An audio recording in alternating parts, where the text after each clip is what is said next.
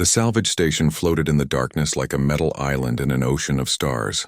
Daewon walked through the endless rows of broken starships, his boots clanging against the metal floor. He had been searching for 3 days now, looking for something worth fixing. Most of what he found was garbage. Burned hulls, shattered engines. Nothing special, but today felt different. He stopped in front of a restricted gate. Behind it sat the oldest section of the yard. Ships that nobody wanted. Ships that nobody remembered. A huge sign warned people to stay away. Daewon smiled. Warnings like that usually meant something interesting was hiding inside. His communicator buzzed. It was Hana. "Where are you?" she asked. Her voice sounded tired. "Section 9, Daewon said. "That's restricted. You know Captain Rolvath will be angry. He's always angry. Come down here." "I found something." Hana sighed but agreed to come. 10 minutes later, she arrived wearing her work suit and carrying her scanner. She looked at the gate and shook her head. "This is a bad idea," she said. "All my best ideas are bad ideas," Daewon replied. He used his old security code to open the gate. It should not have worked, but the station systems were old and forgotten, just like the ships inside. The gate opened with a loud screech. Inside, the air smelled like rust and old metal. Broken ships sat in crooked rows covered in dust and forgotten dreams. Daewon walked deeper into the section, following something he could not explain. A feeling. An instinct, then he saw it. The ship was huge, bigger than anything else in the section. Its hull was dark gray, almost black, and covered in strange patterns. The design was wrong. Not human, not like any alien ship Daewon had seen before. It looked old, ancient, but something about it felt alive. "What is that?" Hana whispered. Daewon checked his scanner. Designation CV-73. Origin unknown. Age estimated at 800 years. 800? Hana moved closer. "That's from before the Galactic Union. Before humans even left Earth's solar system." "It's from the predecessors," Daewon said quietly. Hana stopped walking. "The predecessors are extinct. Their technology never works. Everyone knows that." "Everyone is wrong sometimes." Daewon approached the ship carefully. Up close, he could see details hidden by the dust. The metal was not rusted like it should be. The patterns on the hull were not decorations. They were circuits, power conduits, weapon ports. This was not just a ship. This was a warship. "We need to leave," Hana said. "Predecessor tech is dangerous. There are rules against touching it." "Rules made by people who don't understand it," Daewon replied. He placed his hand on the hull. The metal was cold but smooth. Perfect. After 800 years, it should have been falling apart. Instead, it felt like it was waiting. A loud voice boomed behind them. "What are you doing here?" Captain Rolvath stood at the entrance to the section. He was massive, with 4 thick arms and skin like gray stone. His face showed anger, but also something else. Fear. "Just looking," Daewon said calmly. "This section is forbidden. That ship is cursed. The predecessors built weapons that destroyed them. That's why they're gone. Or maybe they built weapons that saved them," Daewon said. "Maybe they won their war and then hid the weapons away." Rolvath crossed his arms. "All 4 of them. You cannot buy that ship." "I will not allow it." "How much?" Daewon asked. "What?" "Everything here is for sale. That's how salvage works." "How much for CV-773? Rolvath laughed. It was a deep rumbling sound. "You're serious? Fine, 5,000 credits. And when it kills you, don't come crying to me." Daewon transferred the money immediately. 5,000 was nothing for a ship this size. Rolvath knew it. He just wanted the cursed thing gone. "You're insane," Hana said after Rolvath left. "We don't have equipment to move this thing. We don't have tools to fix it. We don't even know if the doors will open." Daewon walked around the ship looking for an entrance. He found it on the left side. A large circular door covered in more strange patterns. He touched it gently. Nothing happened. He pressed harder. "Still nothing. See?" Hana said. "Dead. Just like every other predecessor ship." But Daewon did not give up. He studied the patterns around the door. They looked random, but he knew they were not. Everything had a purpose. He traced one pattern with his finger, following it in a complete circle. The door hummed. Hana stepped back. "Daewon, wait!" The door opened smoothly, revealing a dark corridor inside. Air rushed out, old but not stale. The ship had been sealed perfectly. Daewon looked at Hana. She looked at the door. Then she looked at him. If we die, I'm going to kill you, she said. They stepped inside together. The corridor was clean, too clean for something 800 years old. Emergency lights flickered on as they walked, sensing their movement. The walls were smooth and dark, with those strange patterns everywhere. They reached what looked like the bridge. It was a large circular room with screens and control panels that looked nothing like modern designs. In the center was a chair. The captain's chair. Daewon sat down carefully. The moment he did, the entire room lit up. Screens glowed with symbols neither of them could read. A sound filled the air. A voice. It spoke in a language Daewon did not know, but somehow he understood pieces of it. Old words. Ancient meanings. Authorization recognized, the voice said. Primary operators identified. Welcome aboard Vengeance-class strike carrier CV-773. Hana grabbed Daewon's shoulder. The AI is active.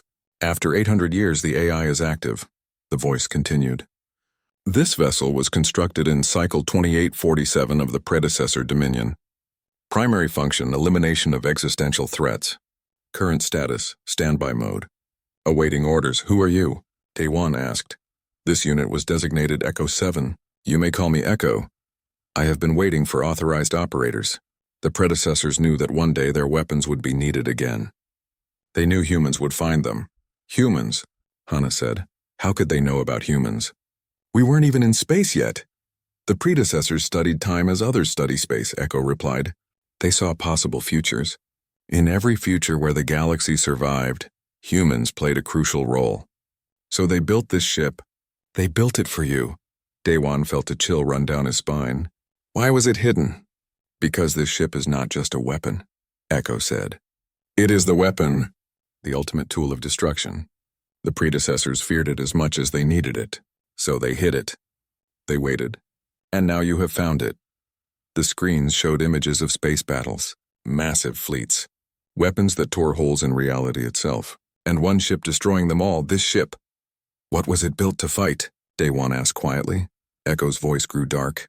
The Void Swarm, an enemy that consumes entire civilizations, an enemy that cannot be stopped by conventional weapons, an enemy that the predecessors fought and defeated 800 years ago. Defeated, Hana said with relief. Contained, Echo corrected.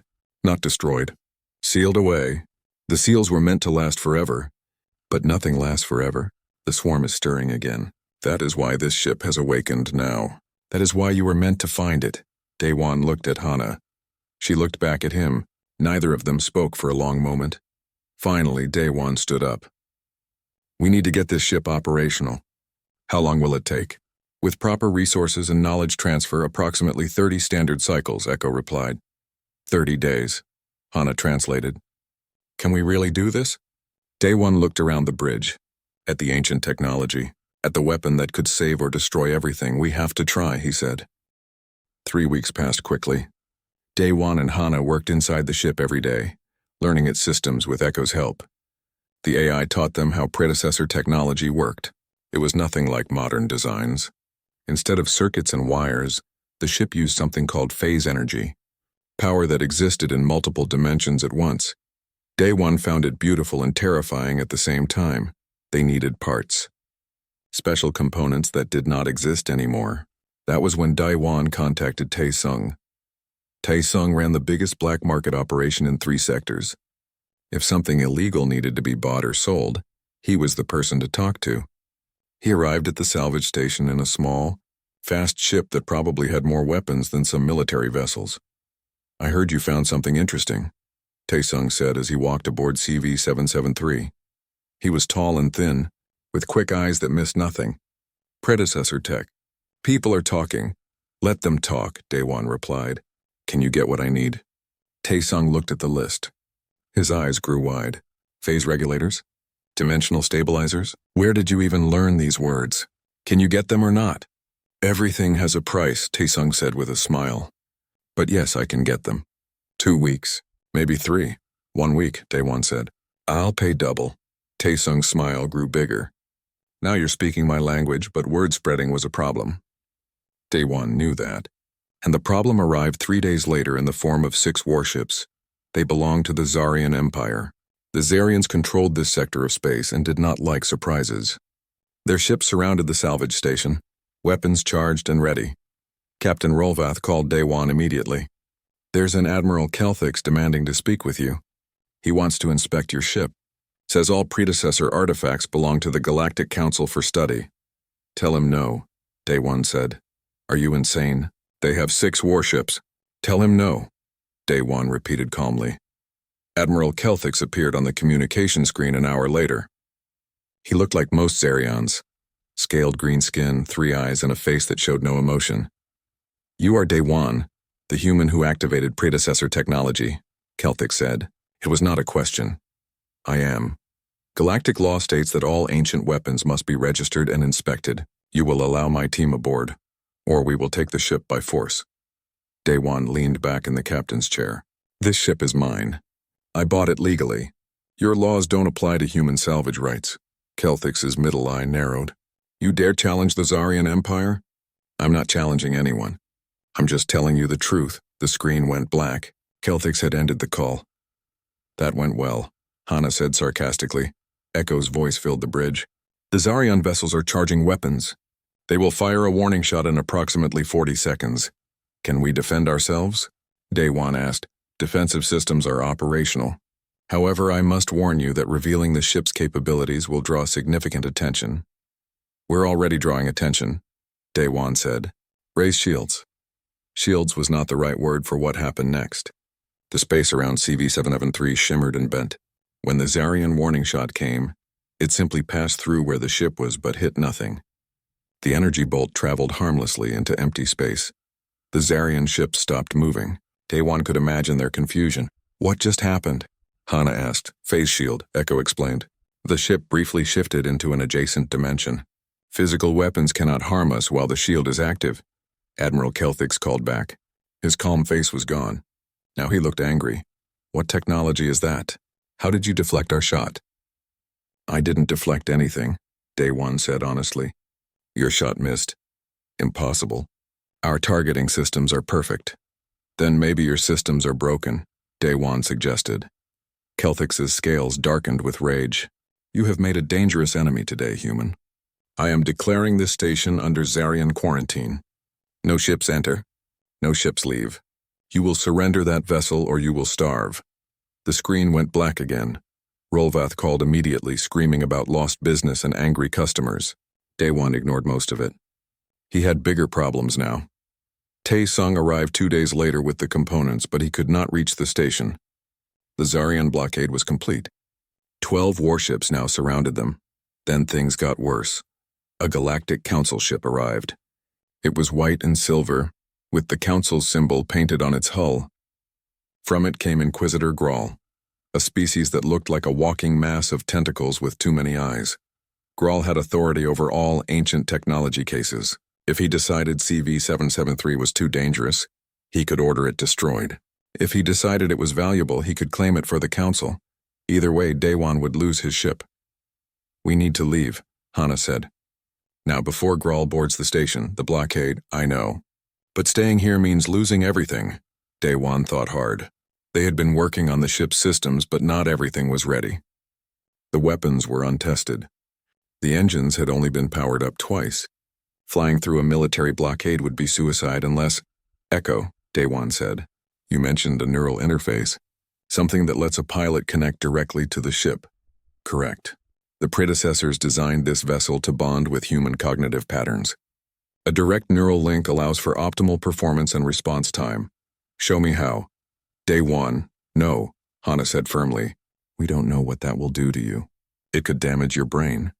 If we stay here, we lose the ship.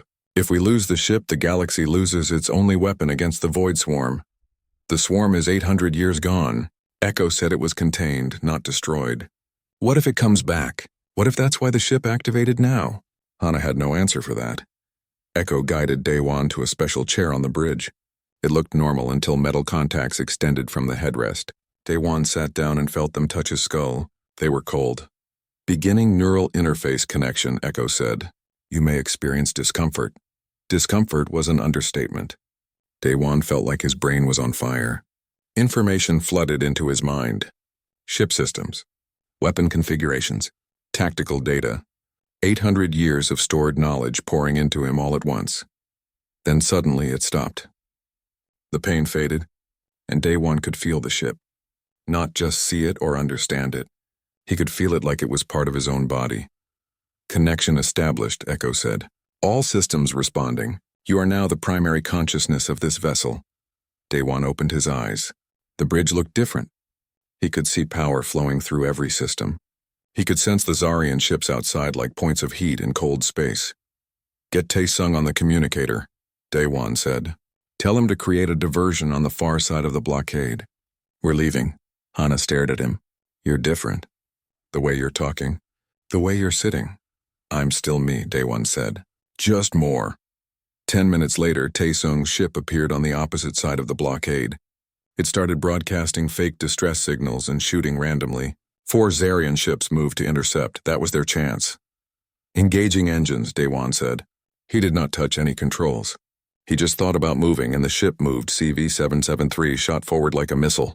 The remaining Zarian ships turned to intercept, firing everything they had. Day One could see the shots coming before they arrived. He could feel the optimal path through them. The ship danced through enemy fire like it was nothing. Plasma bolts that should have hit just missed. Missiles exploded against empty space where the ship had been a moment before. Then one Zarian ship moved to block their path. Weapons, Day One thought. Echo responded. Phase cannon online. Target locked. Fire. A beam of purple light shot from CV-773. It passed through the Zarian ship's shields like they did not exist. The beam hit the ship's engines and they went dark. Dead in space but not destroyed. Their shields did nothing, Hana whispered. Phase weapons ignore conventional defenses, Echo explained. We target alternate dimensions where their shields do not exist.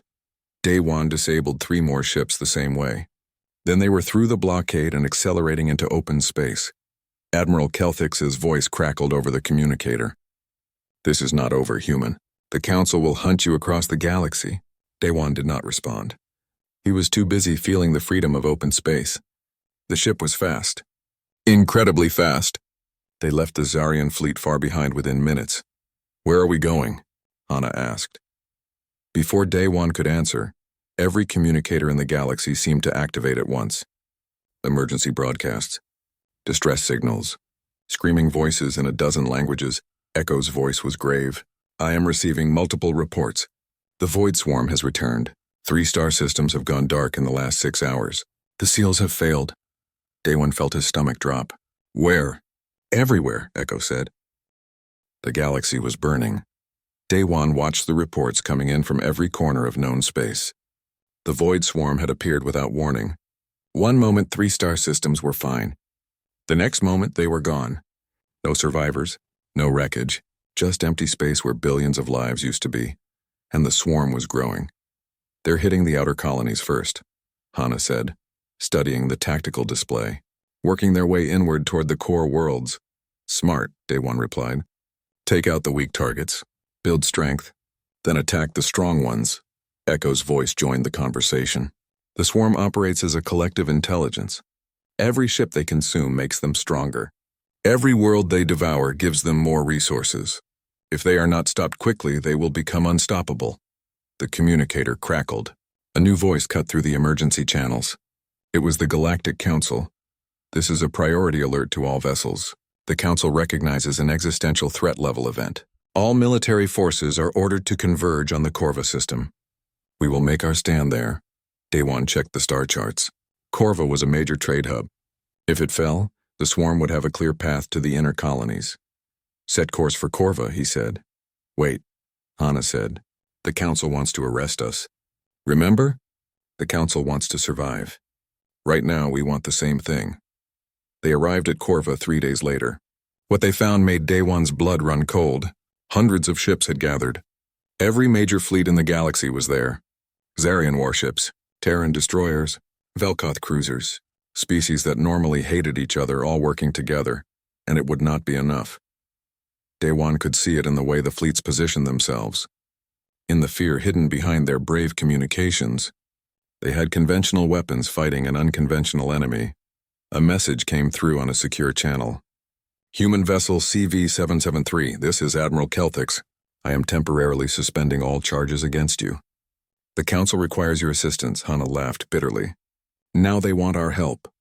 Another message arrived. This one came from an Earth ship. Day 1, this is Commander Hyunwoo of the Terran Defense Force. Earth has authorized me to coordinate with you. We're sending over our tactical data. A shuttle launched from the Earth ship and docked with CV-773 an hour later. Commander Hyunwoo stepped aboard with a woman Daiwan did not know. Hyunwoo was older, with gray hair and sharp eyes that had seen too many battles.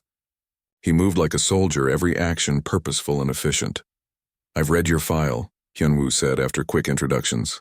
Salvage engineer. No military training. Yet you're flying the most powerful ship in the galaxy.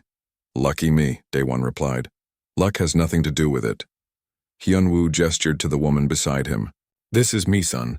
She's a xenobiologist who studied the Void Swarm. Mi-sun looked young but spoke with authority. I've spent 10 years examining preserved swarm specimens. They're not really alive in the way we understand life. They're biological machines, self-replicating, self-improving, and completely hostile to organic civilization. How do we kill them? Daewon asked. You don't. Conventional weapons just slow them down. They adapt to every attack. Plasma burns them once, then their biology changes to resist it. Kinetic weapons work twice, maybe 3 times, then they develop armor. The predecessors understood this. That's why they built phase weapons, Echo spoke up. Phase weapons bypass adaptation by attacking from dimensions the swarm cannot perceive. They cannot adapt to threats they cannot understand. So this ship can hurt them, Hyunwoo said. Good, because they'll be here soon. He was right. 6 hours later, the swarm arrived. They came from the dark spaces between stars. Thousands of bioships that looked like tumors growing in space. They had no symmetry, no elegance, just horrible efficiency. Each ship was covered in pulsing organs and writhing tentacles. They moved together like a school of fish or like a single creature with many bodies. The galactic fleets opened fire immediately. Thousands of weapons lit up the darkness. Plasma cannons, missile swarms, beam weapons. The swarm's front line dissolved under the assault. For a moment, Daewon felt hope. Then the swarm adapted. The second wave of bioships had thicker armor. The third wave dodged the plasma. The fourth wave seemed to absorb the missile explosions and grow stronger from them. They're learning from every attack, Mi-sun said with horror in her voice. Just like I feared. Then we stopped teaching them, Daewon said. He felt the neural interface connecting him deeper to the ship. Echo, bring all weapons online. Acknowledged. Phase cannons ready. Dimensional torpedoes armed. Daewon flew CV-773 into the battle. The ship moved like a living thing, sliding between allied vessels and incoming fire. He picked his first target. A large bioship that seemed to be coordinating the others. Fire, he thought. Purple light lanced out. The phase cannon beam passed through 3 allied ships without touching them. It ignored the swarm vessel's organic armor completely. The bioship shuddered and exploded from the inside. Direct hit, Echo confirmed. Target eliminated, Daewon fired again. And again. Each shot destroyed a swarm vessel completely. No adaptation. No resistance. They could not defend against weapons that attacked from other dimensions. The other fleets noticed. Hope returned to their communications. The human ship is effective, Admiral Kelthic's broadcast.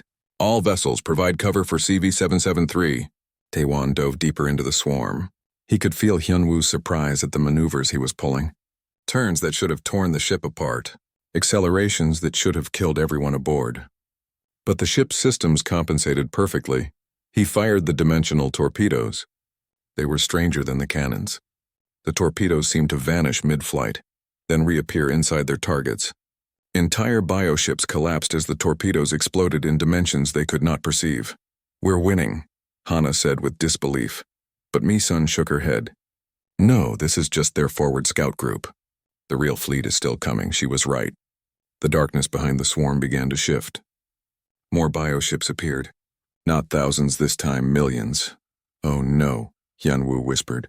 The galactic fleet saw it too. Their communications filled with panic. Some ships began to retreat. Others just froze, unable to process what they were seeing. Echo, Daewon said calmly. Do we have enough firepower to stop that? Negative. Even with unlimited ammunition, we could not destroy them all before they overwhelm us. Then what do we do? Echo paused. Then the AI spoke words that chilled everyone on the bridge.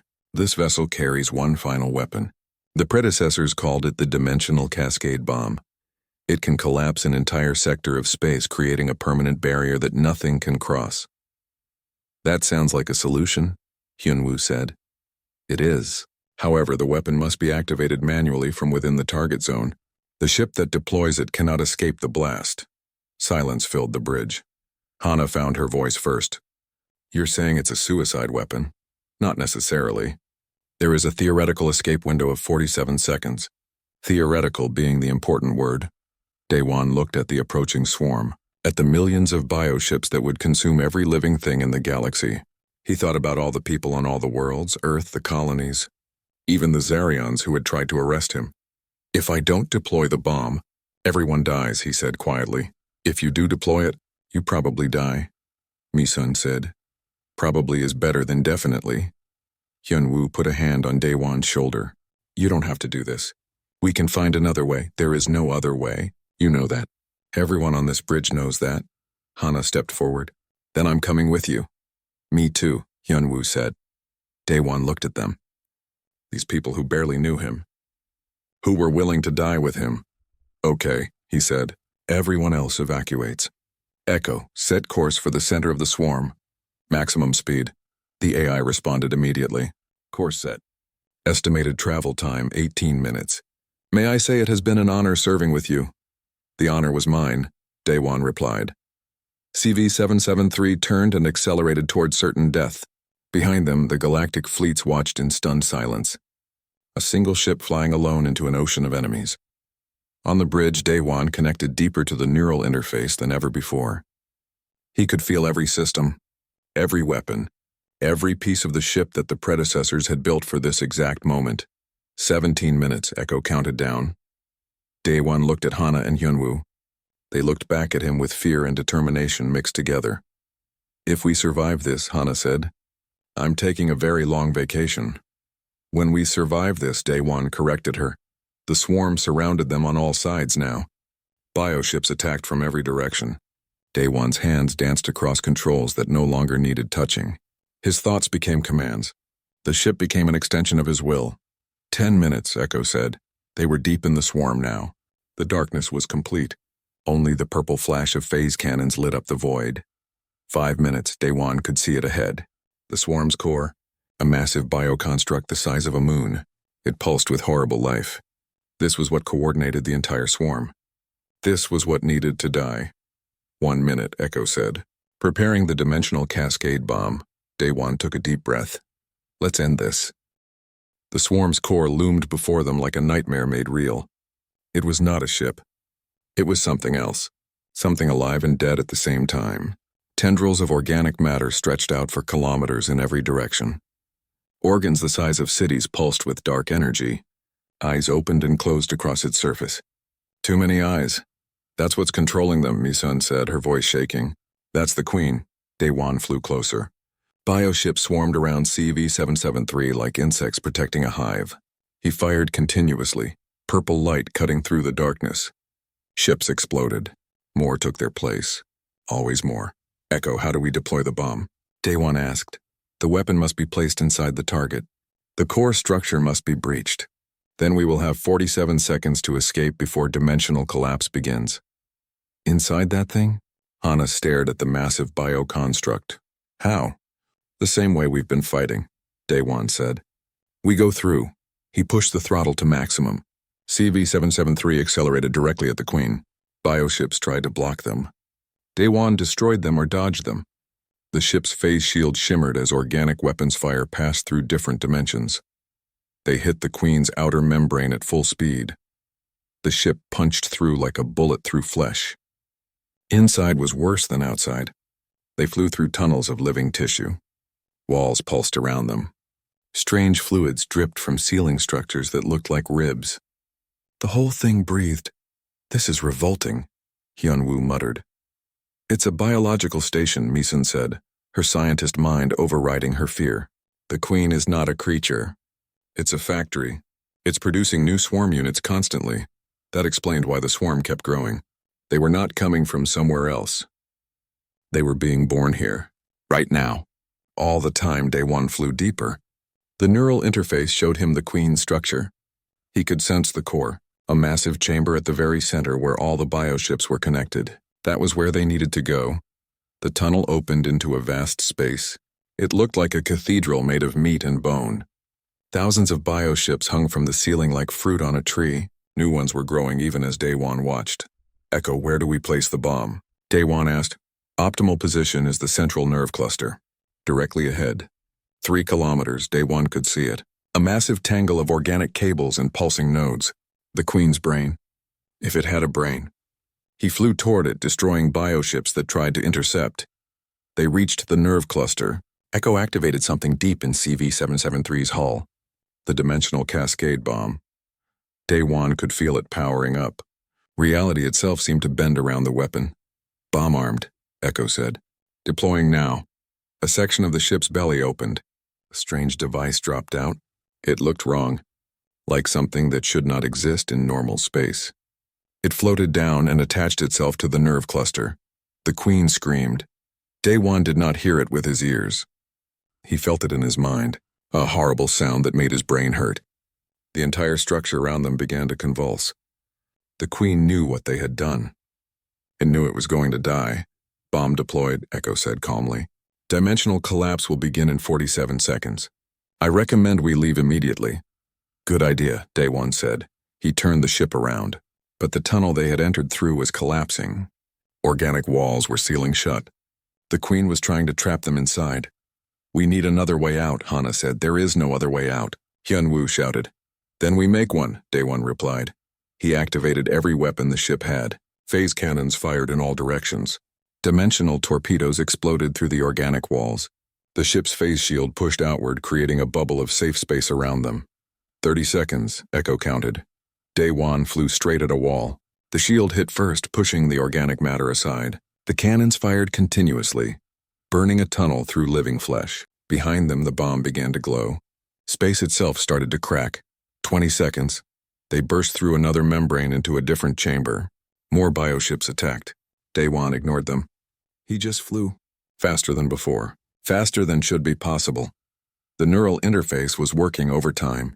Daewon could feel his brain burning with the effort of controlling the ship at this level. But he did not slow down. Could not slow down. 10 seconds, they were almost out. Daewon could see the outer membrane ahead. The way to open space. The way to survival. 5 seconds. The membrane was too thick. They would not make it through in time. 4 seconds. Unless. Echo. Divert all power to the phase shield, everything, weapons, life support, everything. That will leave us defenseless. 3 seconds. Do it. 2 seconds. Power flooded into the shield. It expanded outward. The ship did not just phase through dimensions anymore. It phased through reality itself. Daewon felt the universe bend around them. 1 second. They hit the outer membrane and passed through it like it was not even there. Behind them, the dimensional cascade bomb detonated. Daewon saw it happen in slow motion. Space folded in on itself. The Queen's entire structure collapsed into a single point. Then the point expanded. A wave of dimensional energy spread outward, erasing everything it touched. Bioships vanished. Organic matter dissolved. The darkness itself seemed to crack and shatter. The wave was chasing them. Faster. Hana screamed. Daewon pushed the engines beyond their limits. CV-773 shook and groaned. Warning lights flashed across every console. The ship was tearing itself apart from the strain, but they were pulling ahead. Slowly, gradually, the wave of destruction fell behind. Then the engines died. All power cut out. The ship went dark and silent. They coasted forward on momentum alone. The dimensional wave kept coming. Echo? Daewon called out. Echo, respond, nothing. The AI was offline. The entire ship was offline. We're not going to make it, Hyunwoo said quietly. Daewon refused to accept that. He closed his eyes and focused on the neural interface. The connection was still there. Weak. Fading. But there. He reached out with his mind, searching for any power left in the ship. Any reserve. Any emergency system that could give them one more burst of speed. He found something. Deep in the core. A backup system the predecessors had installed. Power meant for a last, desperate moment. This moment. Hold on, Daewon whispered. He activated the backup system with his thoughts alone. The ship jolted forward, not much. Just enough. The dimensional wave reached them. Day-One felt reality starting to dissolve. He felt his body beginning to come apart at the molecular level. Then they were through. The wave stopped. It could not expand beyond a certain point. The dimensional cascade had created a permanent barrier, a wall that nothing could cross. The swarm was trapped on the other side, cut off, dying. CV-773 drifted in empty space. All systems were dead, no power. No life support, nothing, but they were alive. Is it over? Hana asked in the darkness. Before anyone could answer, lights began to flicker on. Echo's voice returned. Primary systems rebooting. Power at 3%. Life support restored. We survived. The bridge screen activated. It showed the barrier they had created. A wall of twisted space that sealed off an entire sector. On the other side, the swarm was dying. Without the Queen, the bioships had no coordination. They were turning on each other, consuming each other. Within hours, they would be gone completely. You did it, Misun said with awe. You actually did it. Communications crackled to life. The galactic fleets had watched everything. Their channels were full of confused voices. Amazed voices. Grateful voices. Admiral Kelthix was the first to speak clearly. Human vessel CV-773, this is Admiral Kelthix. On behalf of the Zarian Empire and the Galactic Council, I formally thank you. You have saved us all. More voices joined in. Captains from every fleet, every species, all saying the same thing. Thank you, thank you, thank you. Day-One sat back in the captain's chair. Every muscle in his body hurt. His brain felt like it had been put through a grinder. But he smiled. We should head back, Hyunwoo said. Earth will want to honor you. Probably give you medals. The council will want to study the ship, Misun added. Learn how to build more weapons like it. Day-One shook his head. No medals. No studies. We're going back to the salvage station. What? Hana stared at him. After all this? You're going back to salvaging junk? Not junk, Day-One said. He looked at Echo's interface. Echo, tell them. The AI was silent for a moment. Then it spoke. There are 7 more ships like this one. The predecessors built them for different threats, different enemies. They are hidden across the galaxy, waiting to be found. 7 more super weapons. Hyunwoo looked shocked. Where? I have the locations, Echo said. But only in general terms. The exact coordinates were never recorded. They must be discovered, like this ship was discovered. Day-One stood up. Someone needs to find them. Before the wrong people do. Before they fall into hands that would misuse them. And you think that someone is you? Misun asked. I think I found this one for a reason, Day-One said. Maybe I'm meant to find the others too, Hana groaned. This is insane. We nearly died. Multiple times, but we didn't die, Day-One pointed out. And now we have the galaxy's most powerful ship. We know how it works. We know what we're looking for. We? Hyunwoo raised an eyebrow. If you want to come, Day-One said. Earth might appreciate having someone keep an eye on me. Hyunwoo thought about it. Then he smiled. I've been in the military for 3 months had passed since the battle at Korva. 3 months since Day-One and his crew had saved the galaxy from the Void Swarm. The story spread across every world, every station, every ship in known space. The human who found an ancient weapon and used it to destroy an impossible enemy. They called him a hero. Day-One called himself lucky. CV-773 floated in orbit around the salvage station where it all began. The ship had been repaired and upgraded with Tai-Sung's help. It looked better now, cleaner, but Day-One preferred how it looked before. Covered in dust and forgotten. That was when it had been just his. Now everyone wanted a piece of it. Another delegation is requesting to board, Hana said, reading through the daily messages. This one is from the Velkoth Republic. They want to discuss military applications of phase technology. Tell them no, Day-One said. That's what you said to the last 12 delegations. Then they should get the message. Hyunwoo walked onto the bridge carrying 3 cups of coffee. He had settled into life aboard the ship surprisingly well for a military man. Earth Command sent another offer. They want to commission 20 ships based on this design. They're offering you unlimited funding and a fleet admiral position. Tell them no, Day-One said. I already did. They said to tell you the offer stands permanently. Misun entered next, carrying her tablet. She had been cataloging everything about the ship for the past 3 months. I finished analyzing the phase cannon technology. It's remarkable. The way it bypasses conventional defenses by attacking through adjacent dimensions. We could revolutionize warfare. Or we could not, Daewon said. Warfare has enough revolution already, Misun sighed. You're probably right. But it frustrates me. We have all this knowledge and we're just sitting on it. We're not sitting on it. We're keeping it safe. Echo's voice filled the bridge.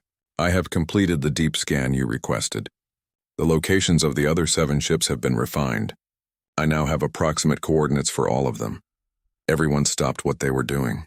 This was what they had been waiting for. Show me, Daewon said. A galactic map appeared on the main screen. 7 points of light glowed across known space. Some were in civilized sectors. Others were in dangerous territory. One was deep inside Zarian space. That one will be fun, Hyunwoo said dryly, pointing at the Zarian location. The ships were hidden strategically, Echo explained. Each one designed for a specific type of threat. Each one placed where it might be needed most. What kind of threats? Hana asked. Echo highlighted the first location. This vessel was designed to combat dimensional invaders, enemies that exist partially outside normal space. The second location lit up. This one fights nanoplagues, self-replicating machines that consume entire biospheres. Third location. This one counters psychic entities, beings of pure thought that can control minds. Fourth. Time manipulation threats. Fifth. Reality warpers. Sixth. Entropy accelerators. Seventh. And this one fights something the predecessors called the inevitable end. I have no data on what that means. The bridge was silent. Each threat sounded worse than the Void Swarm, and somewhere in the galaxy 7 weapons waited to fight them. We need to find these ships before anyone else does, Misun said. Agreed, Hyunwoo added. If the wrong faction gets their hands on any of these, he did not finish. He did not need to. Everyone understood. Daewon studied the map. 7 ships, 7 missions. It would take years, maybe decades, but it needed to be done. Echo, which one is closest? He asked. The anti-nanoplague vessel, designation CV-449, located in the Rust Belt Nebula, 2 weeks travel at maximum speed. The Rust Belt. Daewon knew it well. A massive graveyard of dead ships and broken stations. Hundreds of civilizations had dumped their garbage there over the centuries. If you wanted to hide something, that was the place.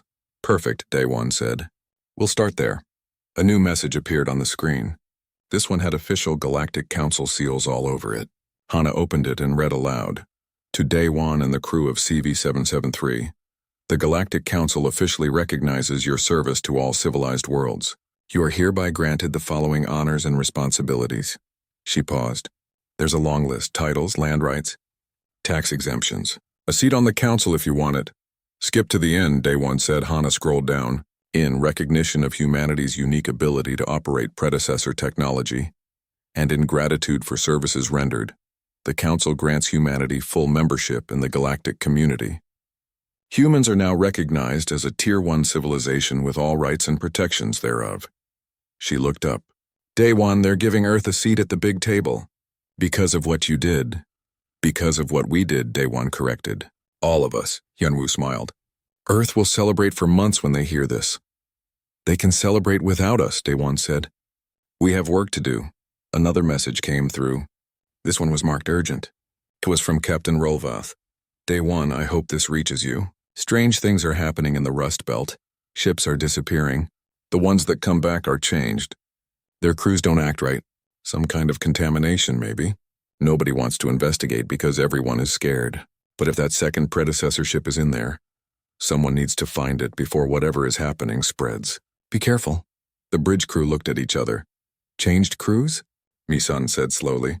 That sounds like nanoplague infection, the kind of thing that second ship was built to fight. The threat is already active, Hyunwoo realized. We're not just searching for a weapon. We're responding to an emergency. Then we need to move fast, Daewon said. He turned to Echo. Prepare for departure. Plot the fastest course to the Rust Belt.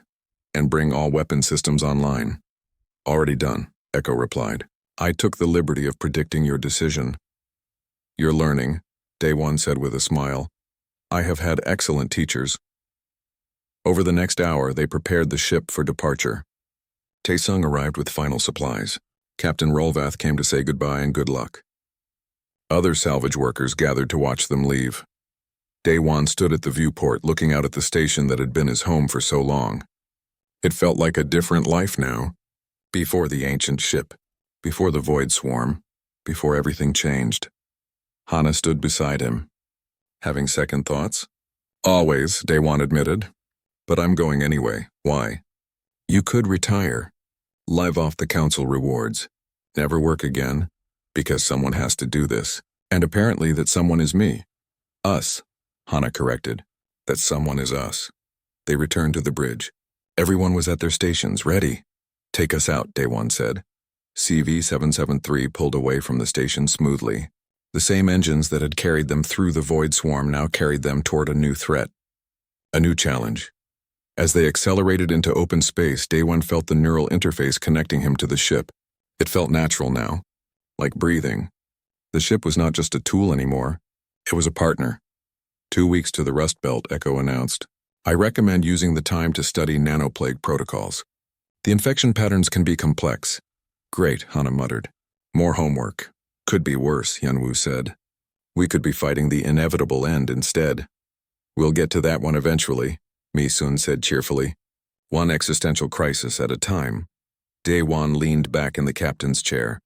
Through the viewport, stars stretched into lines as they jumped to faster than light speed. Somewhere ahead, another ancient weapon waited. Another threat loomed. Another battle called. But right now, in this moment, everything was calm. Echo, Daewon said quietly. Thank you. For what? The AI asked. For waiting. For 800 years you waited for someone to find you. For someone to understand what you were. That must have been lonely. Echo was silent for a moment. When it spoke again, its voice carried something like emotion. I am a machine. I do not feel loneliness. But if I could, I believe it would have been the worst during the final years. When I began to doubt anyone would come. When I began to believe the predecessors were wrong about humanity. But they weren't wrong, Hana said. No, Echo agreed. They were not. You found me. You understood me. You used me not for conquest or power, but to save lives. The predecessors would be proud. I hope so, Daewon said. Because we're about to do it 6 more times. 7, Mi-sun corrected. Don't forget the inevitable end ship. How could I forget that one? They all laughed. The sound filled the bridge. A good sound. A human sound. It reminded Daewon why they were doing this. Not for glory. Not for recognition. But because it needed to be done. Because no one else could do it. Because someone had to turn rust into salvation. 2 days into their journey, Daewon walked through the ship alone. He had not explored everything yet. CV-773 was huge. New sections revealed themselves constantly. In one room, he found racks of weapons he did not recognize. In another, medical equipment that could probably cure diseases that did not exist yet. In a third room, he found something unexpected, a memorial wall. Names were carved into metal. Thousands of names, tens of thousands, written in the predecessor language. But Echo had taught him enough that he could read some of them. These were the people who had built this ship, engineers, soldiers, scientists, regular. People who had worked together to create a weapon that could save their civilization. And at the bottom of the wall, one final message.